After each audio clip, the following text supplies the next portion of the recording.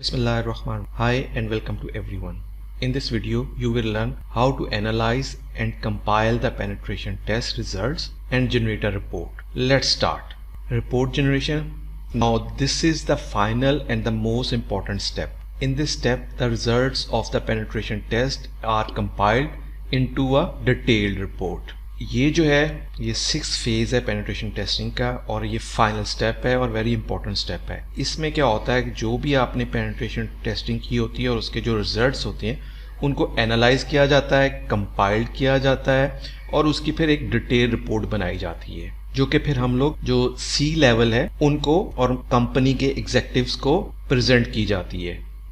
NIST, National Institute of Standards and Technology, already provided a special publication. The document number is 800-115 for Technical Guide to Information Security Testing and Assessment. NIST ने already एक special publication की हुई है जिसके अंदर detail में बताया गया है और उसके अंदर कंप्लीट टेक्निकल गाइड दी गई है कि आपने जब भी information security testing and assessment report बनानी है तो उसके अंदर आप क्या क्या चीज़ें कर सकते हैं। इसके बारे में मैं थोड़ा सा आपको ओवरव्यू दे देता हूँ। आप जस्ट गूगल पे जाएं और NIST SP 800-115 लिख के उसको सर्च करें।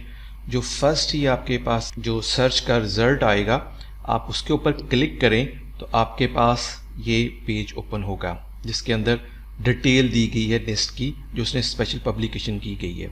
इसके अंदर उसने बताया है इसका एक तो डॉक्यूमेंटेशन जो की है, इसका नंबर है, डॉक्यूमेंट नंबर दिया गया है और इसी तरह next special publication 800-115 is basically technique guide to information security testing and assessment के लिए है। अच्छा, आप इसके गाइडलाइन एंड टूल पे क्लिक करते हैं तो आपके पास इस तरह ये पूरा का पूरा डॉक्यूमेंट ओपन हो जाता है और जिसके अंदर कंप्लीट टेक्निकल गाइड दी गई है। फॉर एग्जाम्पल मैं इसको नीचे जाता हूँ तो आपको मैं थोड़ा सा दिखा देता हूँ। ये इसका टेबल ऑफ कंटेंट है जिसमें इंट्रोडक्शन है, ठीक है। उसके बाद security testing and examination overview दिया गया है कि वो किस तरह हम लोग कर सकते हैं, उसके बारे में गाइडलाइन दी गई है। फिर रिव्यू टेक्निक्स के बारे में बताया गया है। इसी तरह target identification and analysis techniques के बारे में बताया गया है। इस तरह टारगेट वल्नरेबिलिटी वैलिडेशन टेक्निक्स बताई गई हैं, कैसे कर सकते हैं। सिक्योरिटी असेसमेंट प्लानिंग बताई गई है और सिक्योरिटी असेसमेंट एग्जीक्यूशन बताया गया है। पोस्ट टेस्टिंग एक्टिविटीज़ बताई गई हैं। तो मैं ये रिकमेंड करूँगा आप इस डॉक्यूमेंट को गो थ्रू हो डिटेल में। इसके अंदर डिटेल में इंफॉर्मेशन दी गई है कि आप किस तरह information security testing and assessment report जो है वो जनरेट कर सकते हैं। Back to the presentation. This report usually has the following details. First one is recommendation made in the previous phase. अच्छा, इसके अंदर जो हम लोग रिपोर्ट जनरेट करते हैं नॉर्मली फॉलोइंग ये चीज़ें होती हैं जिसके अंदर फर्स्ट वन है जी recommendation made in the previous phase. जो हम लोगों ने प्रीवियस फेजेस हैं उसके अंदर जो हम लोगों ने काम किया है और उसके अंदर जो रिकमेंडेशंस हैं वो इसके अंदर मेंशन की जाती हैं। इसी तरह फिर vulnerabilities that were discovered and the risk level they possess, means जो हम लोगों ने वल्नरेबिलिटीज डिस्कवर्ड की हैं थ्रू पेनिट्रेशन टेस्टिंग उसको बारे में डिस्कस किया जाता है और उसका रिस्क लेवल डिफाइन किया जाता है इसके ऊपर। इसी तरह हम लोग क्या करते हैं, overall summary of the penetration test means कि कंप्लीट समरी बताई जाती है जो पेनिट्रेशन टेस्ट के बारे में। उसके बाद एंड में हम लोग सजेशंस देते हैं और फ्यूचर सिक्योरिटी की रिकमेंडेशन दी जाती है। तो इस तरह हम लोग इसकी रिपोर्ट जनरेट करते हैं। मेरे पास एक एग्जाम्पल के तौर पे रिपोर्ट है, मैं उसको आपको दिखाता हूँ उसके अंदर क्या क्या चीज़ें होती हैं। सो लेट्स सी, ये मेरे पास एक एग्जाम्पल रिपोर्ट है। उसका जो फर्स्ट पेज होता है, जो भी कंपनी है, जैसे मैं सपोज करता हूँ मेरी कंपनी है जो कि पेनिट्रेशन टेस्टिंग प्रोवाइड करती है, उसका नेम और लोगो आ जाएगा। फिर डेमो कॉर्पोरेशन मींस जिस कॉर्पोरेशन को आप सर्विसेज प्रोवाइड करेंगे यानी कि जिसके ऊपर आप पेन टेस्टिंग करेंगे उसका नाम यहाँ पे आएगा, ठीक है। ये तो जस्ट मैंने एक एग्जांपल के तौर पे लिखा है डेमो कॉर्पोरेशन। और इस तरह आप नीचे लिखते हैं कि penetration testing security assessment finding report आ जाती है और ये डॉक्यूमेंट बेसिकली कॉन्फिडेंशियल होता है। नीचे आप डेट मेंशन कर देते हैं कि जिस दिन आपने डॉक्यूमेंट प्रोड्यूस किया है और प्रोजेक्ट है उसका कोई आईडी डिफाइन कर देते हैं और डॉक्यूमेंट का वर्जन आ जाता है, जैसे वर्जन 1 है और अगर इसके अंदर चेंजेस फर्दर होती है तो वर्जन 2 एंड 3 आ जाते हैं। नेक्स्ट में इस प्रोफेशनल वे आप क्या करते हैं कि आप सबसे पहले टेबल ऑफ कंटेंट्स क्रिएट करते हैं जिसके अंदर कंप्लीट डिटेल देते हैं कि कॉन्फिडेंशियलिटी स्टेटमेंट डिफाइन होती है, डिस्क्लेमर डिफाइन होता है, contact information, assessment overview, assessment components, finding civility ratings आप डिफाइन करते हैं, स्कोप आ जाता है, ठीक है। इसी तरह आप उसके अंदर एग्जेक्टिव समरी देते हैं और वल्नरेबिलिटी समरी रिपोर्ट कार्ड बताते हैं, टेक्निकल फाइंडिंग्स बताते हैं, और ये सारी की सारी फाइंडिंग्स हैं डिटेल में और उनके पेजेस होते हैं, ताकि कोई भी सी लेवल का एग्जेक्टिव लेवल का बंदा जो अगर इस रिपोर्ट को पढ़े तो ईजीली वो उसको पता हो कि हम किस पेज पे क्या चीज़ इस रिपोर्ट के डिफ़ाइन की गई है। फर्दर मैं आ जाता हूँ नीचे, इसको अब देख लेते हैं इसके अंदर फर्दर क्या है। सबसे पहले तो आप क्या करते हैं, इसके अंदर कॉन्फिडेंशियलिटी स्टेटमेंट देते हैं। कॉन्फिडेंशियलिटी स्टेटमेंट बेसिकली ये जो रिपोर्ट है ये बताया जाता है कि जो कंपनी पेन टेस्टिंग कर रही है और जिस कंपनी के ऊपर पेन टेस्टिंग की जाएगी उन दोनों के दरमियान ये स्टेटमेंट जो है वो कॉन्फिडेंशियल रहेगी। उसके बाद डिस्क्लेमर आप उसके ऊपर कोई डिफ़ाइन कर सकते हैं कि किस तरह आपने ये चीज़ें की हैं, वो आप डिफ़ाइन कर सकते हैं। उसके बाद कॉन्टैक्ट इन्फॉर्मेशन आ जाती है, मींस जो कंपनी है, जो डेमो कॉर्पोरेशन है, उसका जो कॉन्टैक्ट पर्सन है वो लाइक हसन खान है, एंड देन उसका टाइटल क्या है, वो सीजो है। CISO mean chief information security officer, और उसका ईमेल आ जाता है। इसी तरह सपोज जो मेरी कंपनी थी नेक्सिस सिक्योरिटी, उसकी तरफ से उसका रिप्रेजेंटेटिव का नेम आ जाता है और टाइटल आ जाता है और उसका ईमेल आ जाता है। तो यहाँ पे हम लोग कॉन्टैक्ट की इंफॉर्मेशन देते हैं, बोथ कंपनीज़ की आ जाती है।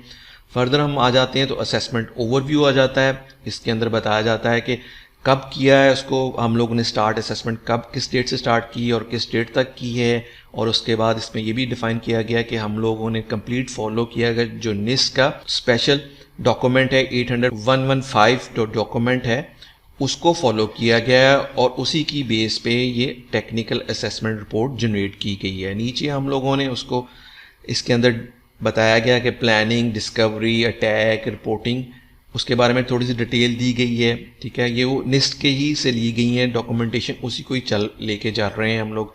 फिर फर्दर हम उसके अंदर असेसमेंट कंपोनेंट्स बता सकते हैं कि लाइक इंटरनल पेनिट्रेशन टेस्टिंग है और कौन कौन से इसके अंदर टूल हम लोगों ने यूज़ किए हैं। उसके बाद सबसे इम्पॉर्टेंट थिंग जो है वो वल्नरेबिलिटी सिविलिटी रेटिंग्स आ जाती है। अच्छा, इसके अंदर जो है हम लोगों ने डिफरेंट कलर डिफाइन किए हुए हैं। एक तो क्रिटिकल है, हाई है, मॉडरेट, लो और इंफॉर्मेशन। क्रिटिकल मीन्स जो इसका CVSS स्कोर रेंज होता है मीन्स 9 से लेकर 10 के दरमियान है, तो इसका मतलब है ये क्रिटिकल सिविलिटी है, ठीक है। उसके बाद 7 to 9 के दरमियान आता है तो इसका मतलब है ये हाई है। उसके बाद अगर 4 to 7 के दरमियान रहता है इसका मीन मॉडरेट और उसकी डिटेल भी बताई गई है। फिर लो है मीन 0 से लेके 4 तक है और फर्दर इंफॉर्मेशन है। ये इसलिए बताई जाती है ताकि जो भी इसको रिपोर्ट को पढ़े उससे पहले पता चले कि जो हमारी वल्नरेबिलिटी की सिविलिटी है उसकी जो क्रिटिकलिटी लेवल है वो क्या क्या है, एंड बेस्ड ऑन हम जो जितनी भी वल्नरेबिलिटी फाइंड की थी वो किस लेवल पे आ रही है। नेक्स्ट इसके अंदर रिस्क फैक्टर भी आ जाता है, उसमें हम लोग 2 ही फैक्टर्स को इन्वॉल्व करते हैं, लाइकलीहुड और एंड इम्पैक्ट, ठीक है। मींस लाइकलीहुड क्या है और उसका इम्पैक्ट क्या है वो भी हम लोग रिस्क फैक्टर्स के अंदर डिफाइन करते हैं। फिर हम लोगों का स्कोप आ जाता है। स्कोप के अंदर मींस उन्होंने हमें इंटरनल पेन टेस्टिंग के लिए कहा गया है तो फिर उसके अंदर सिंपल वो अपना जो इंटरनल नेटवर्क है उसकी IPs की रेंज दे देते हैं। फिर स्कोप एक्सक्लूजन आ जाता है, मींस इसके अंदर क्या क्या चीज़ें नॉट इंक्लूड होगी, जैसे डिनाइल ऑफ सर्विस हम लोग नहीं करेंगे, फिशिंग और सोशल इंजीनियरिंग अटैक नहीं हम लोग करेंगे, उसके अलावा बाकी चीज़ें अलाउड होंगी।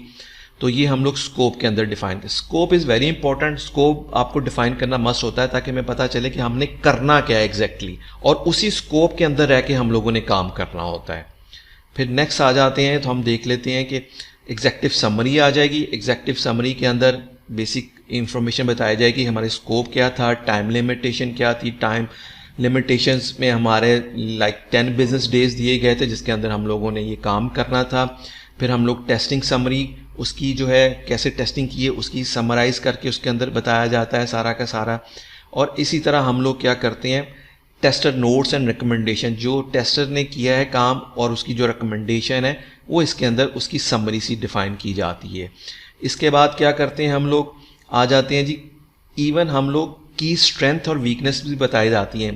पेनिट्रेशन टेस्टिंग करने के बाद हम बताते हैं कि उनके नेटवर्क के अंदर कौन सा स्ट्रेंथिंग पोर्शन है, यानी कि क्या चीज़ें बहुत अच्छी हैं जो स्ट्रॉन्ग है वो हम लोग यहाँ पे बता देते हैं स्ट्रेंथ्स जो हैं, और जो वीकनेसेस हैं वो हम लोग यहाँ पे नीचे डिफाइन कर देते हैं। Like password policy found to be insufficient, तो इस किस्म की वीकनेस हम लोग सारी जितनी भी हम लोगों ने फाइंड की थी वो यहाँ पे हम लोग लिख देते हैं। देन हमारे पास क्या आ जाता है जी, मेनली जो मेन चीज़ है जो इजीली रीडेबल होती है किसी भी सी लेवल के ऊपर, सी लेवल मीन CEO लेवल के ऊपर, क्योंकि वो टेक्निकल नहीं होते तो इजीली इसको रीड कर सकते हैं, जहाँ पे हम लोग समरी एंड रिपोर्ट कार्ड हम लोगों ने डिफाइन किया हुआ है, जिस अंदर हम लोगों ने जो पहले डिस्कस किया है क्रिटिकल लेवल पे हमारे पास जो वल्नरेबिलिटीज आई वो 13 है, हाई लेवल पे 5 है, मॉडरेट लेवल पे 6 है, लो लेवल पे कोई नहीं है, और इन्फॉर्मेशन के लिए एक हम लोगों ने डिफाइन की है वल्नरेबिलिटी। और फिर नीचे हम लोग क्या करते हैं, टेबल बनाते हैं जिसके अंदर फाइंडिंग बताते हैं, और फाइंडिंग के अंदर नंबरिंग दे के बताते हैं क्या क्या वल्नरेबिलिटी है और उसकी सिवियरिटी लेवल क्या है, और उसको कलर्स के साथ भी डिफाइन किया गया है, क्रिटिकल है, और उसके बाद उसकी रिकमेंडेशन भी दी गई है यहाँ पे। फॉर एग्जांपल मैं आपको बता देता हूँ, जैसे यहाँ पे अगर 8th नंबर पे है, इसका इनसफिशिएंट पैच मैनेजमेंट सॉफ्टवेयर, इसका क्रिटिकल सिवियरिटी, ठीक है, और इसकी रिकमेंडेशन जो डिफाइन की गई वो ये है कि update to the latest software version. ये हम लोगों ने वल्नरेबिलिटी फाइंड की है, और क्योंकि वो पैचेस उसके अपडेटेड नहीं है तो वो उसका लेवल जो वो क्रिटिकल लेवल है, और इसके अलावा हम लोगों ने इसको रिकमेंडेशन जो है वो यहाँ पे डिफाइन की हुई है। ये समराइज कार्ड हम लोग इसी तरह डिफाइन करेंगे, इस तरह हाई लेवल पे आ जाएगी। लाइक यहाँ पे एक आ रहा है कि आप देख सकते हैं default conditions on a web services, means उसके अंदर डिफ़ॉल्ट कंडीशंस जो है वो उन्होंने चेंज नहीं की हुए, तो ये हाई में आता है। तो फिर इसकी रिकमेंडेशन है चेंज डिफ़ॉल्ट कंडीशंस और डिसेबल अनयूज अकाउंट्स। तो इस तरह हम रिकमेंडेशन इसके अंदर डिफाइन करते हैं। इस तरह मॉडरेट लेवल आ जाते हैं। ये हम लोगों ने एक रिपोर्ट समरी दी है। उसके बाद हम लोग क्या करते हैं, ईच जो है वल्नरेबिलिटी उसको डिटेल में डिस्कस करते हैं टेक्निकल फाइंडिंग के अंदर, ठीक है। यहाँ पे आपको मैं दिखा देता हूँ, थोड़ा सा मैं फर्दर नीचे जाता हूँ, और उसके अंदर हम लोगों को पूरी डिटेल देनी पड़ती है जो भी हम लोगों ने वल्नरेबिलिटी इसके अंदर देखी है। लाइक इसके अंदर 5 है, इस इनसफिशिएंट पासवर्ड कम्प्लेक्सिटी, तो ये हम लोगों ने उसकी डिस्क्रिप्शन डिफाइन की हुई है। फिर रिस्क का लेवल बताया, लाइक्लीहुड है और इम्पैक्ट क्या है, समरी है। उसके बाद अगर कोई टूल यूज़ किया है तो वो यहाँ पे डिफाइन करते हैं। एंड देन मोस्ट इंपॉर्टेंट हम लोग फिर उनको एविडेंस देना पड़ता है, उसकी स्क्रीनशॉट लगानी पड़ती है, उसका एविडेंस प्रोवाइड करना पड़ता है, और फिर उसके बाद हम लोग उसकी रिकमेंडेशन देते हैं। तो इसी तरह ईच जो वल्नरेबिलिटी फाइंड की है उसकी डिस्क्रिप्शन, रिस्क, सिस्टम और उसको टूल जो यूज़ किए हैं वो बताए जाते हैं, और प्लस उसकी एविडेंस दिया जाता है और उसकी रिकमेंडेशन डिफाइन की जाती है। तो ये कंप्लीट जितनी हम लोगों ने इसके अंदर वल्नरेबिलिटी फाइंड की थी उसकी डिटेल आ जाती है और उसकी रिकमेंडेशंस आ जाती हैं।